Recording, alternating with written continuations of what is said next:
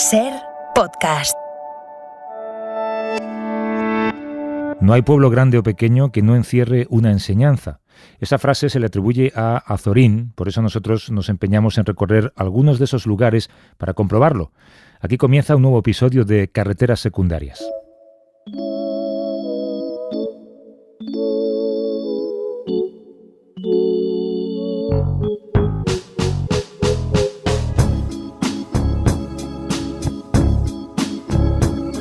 We find ourselves on different sides of a line nobody drew, though it only be one in the higher eye. Down here where we live, it is two. Out to my side, call the meek and the mild. You to your side, call the word. By virtue of suffering, I claim to have won. You claim to have never been heard. Both of us say there are laws to obey. Yeah, but frankly, I don't like your tone. You want to change the way I make love. I wanna leave it alone.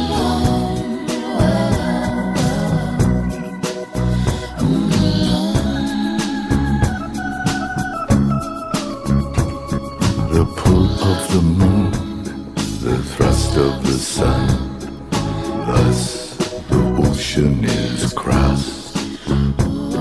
The waters are blessed while the shadowy guest kindles a light for the lost. Both of us say there are laws to obey, but frankly, I don't like your tone. You want to change the way I make love, yeah, but I wanna leave it alone. Down in the valley, the famine goes on. Famine up on the hill. I say that you should, you could, you can. You say that you must and you will. Bru Rovira, buenos días. Buenos días, Javier, ¿cómo vamos? Muy bien, nosotros acostumbrados a escuchar historias de tus viajes por España con Valentina Rojo. Hoy ha sido un poquito más lejos, ¿eh? Decías que nos querías hablar de dos viajes, uno al futuro, otro al pasado, y arrancas el primero, no en un pueblecito de Teruel, en Chernóbil, ¿no? Sí, bueno, las dos historias son en Ucrania, ¿no? Yo creo que has leído el libro de Svetlana Alexievich, la que entrevistaste, ¿no? Voces de Chernóbil, sobre la que luego se hizo una serie de gran éxito en la tele, ¿no? Pues imagínese, escribe Alexievich, un edificio de 5 plantas, una casa sin habitantes, pero con sus enseres, los muebles, la ropa, objetos que a nadie podrá usar de nuevo nunca más.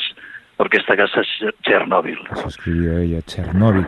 Y allí en Chernóbil estuviste tú hace unos pocos días, ¿no? Sí, pues y a lo que escribe Alexievich podríamos añadir, imagina un centro cultural, un cine de 1.500 plazas, piscinas, bibliotecas, una sala de conciertos, un hospital, tiendas, 10 guarderías, hasta 10 guarderías, un estadio.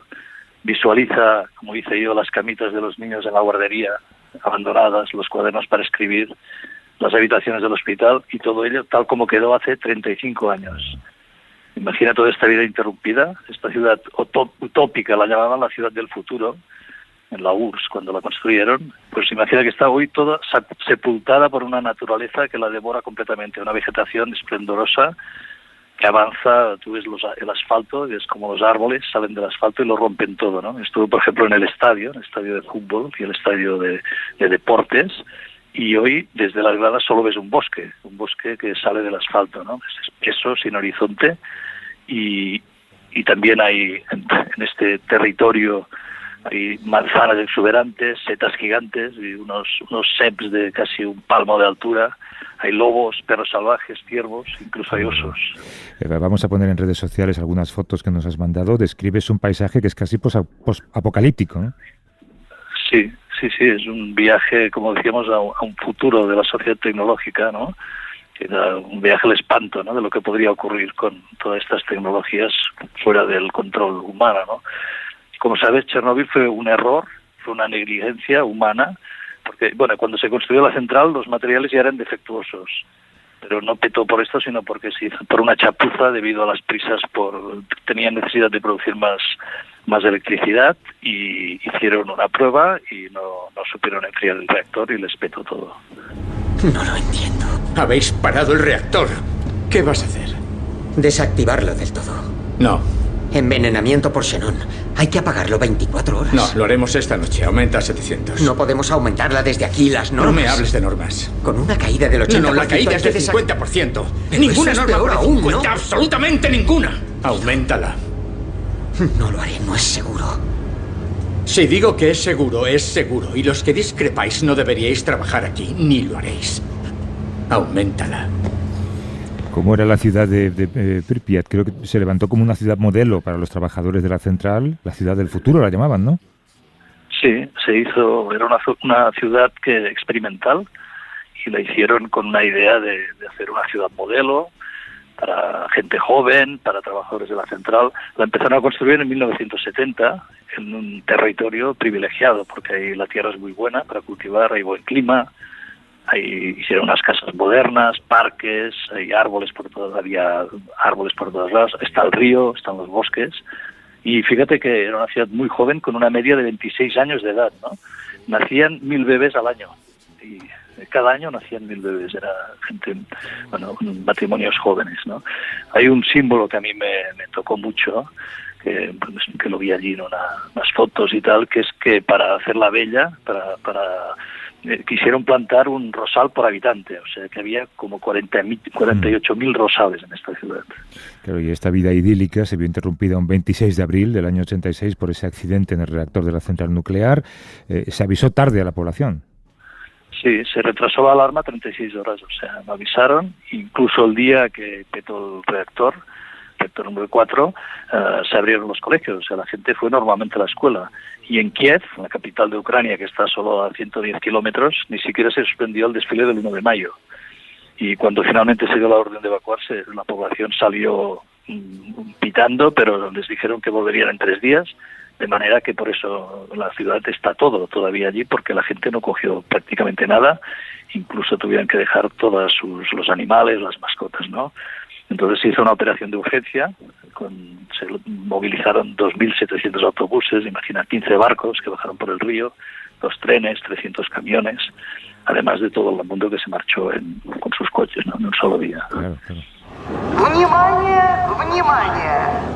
Уважаемые товарищи! Городской совет народных депутатов сообщает... Sonido por megafonía de la evacuación. Ahora cualquiera puede visitar Chernóbil, como has hecho tú, ¿no es peligroso? ¿Cómo se organiza esto? ¿Cómo es la visita? Bueno, ahora se ha convertido un poco en una moda, ¿no? Un poco a partir de la serie esta de la televisión que se hizo, ¿no? Sobre el libro de Alexievich, precisamente. Ahora se organizan tours, ¿no? Turísticos limitados, vas con una furgoneta y te acercas incluso hasta el reactor 4, que es el que petó y hoy está cubierto por un enorme sarcófago, ¿no? Es una cosa que impresiona mucho porque te llegas hasta el lado, ¿no? Luego visitas Pripyat, Chernóbil, y cuando sales te ponen un aparatito para medir la radioactividad y tal, y cuando terminas la visita te pasan por una máquina a ver si tienes radioactividad en el cuerpo, ¿no? De hecho no puedes tocar nada, no puedes coger nada del suelo, y no te puedes meter dentro de los bosques, ¿no? Y lo que es malo, a mí me tocó mucho, es que cuando vienes de regreso, entonces te ponen una película y ves toda la vida como era en aquella época, los niños jugando, las piscinas. Bueno, es una cosa muy... Y luego también otra película en la que ves cómo luchó la gente, los bomberos, los mineros, los soldados, y muchos de ellos, los que llevaban, por ejemplo, los helicópteros, que tuvieron que tirar el hormigón encima del reactor. Todos estos murieron todos, ¿no? Claro.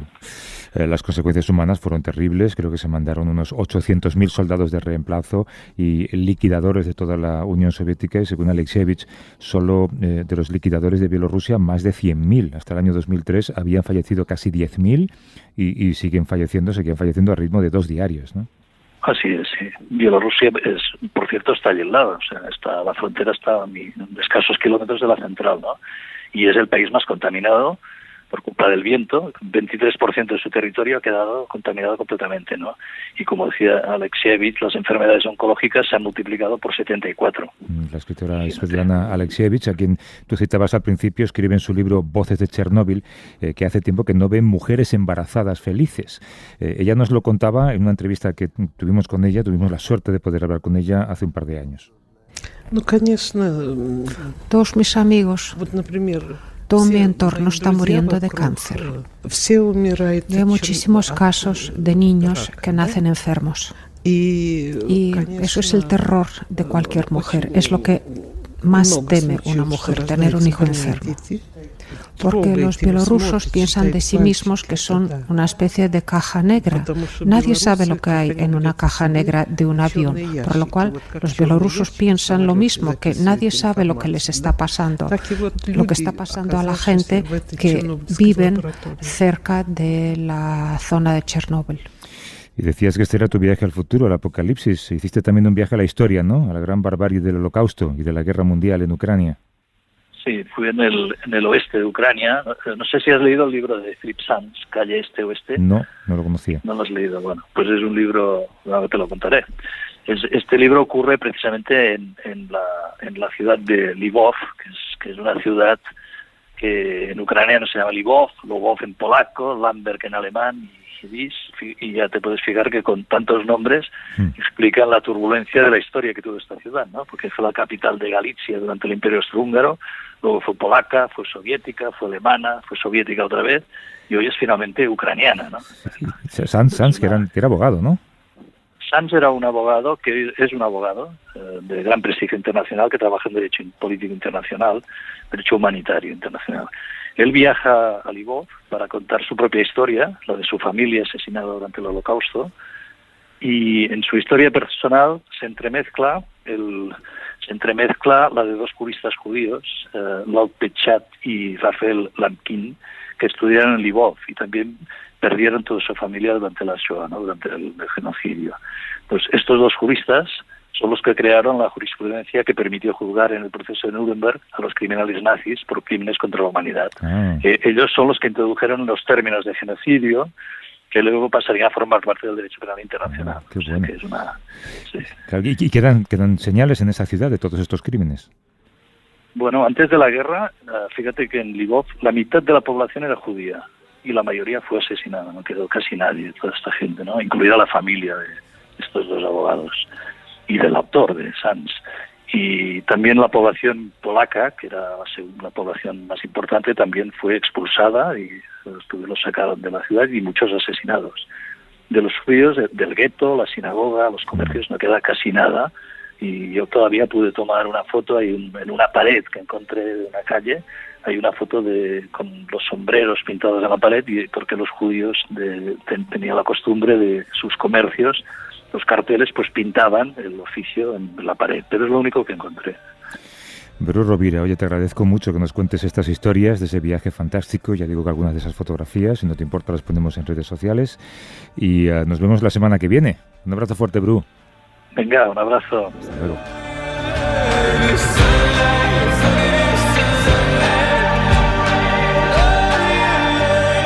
Suscríbete a Carreteras Secundarias. Todos los episodios y contenidos adicionales en la app de Cadena Ser y en nuestros canales de Apple Podcast, Spotify, iVoox, Google Podcast y YouTube. Cadena Ser. La radio.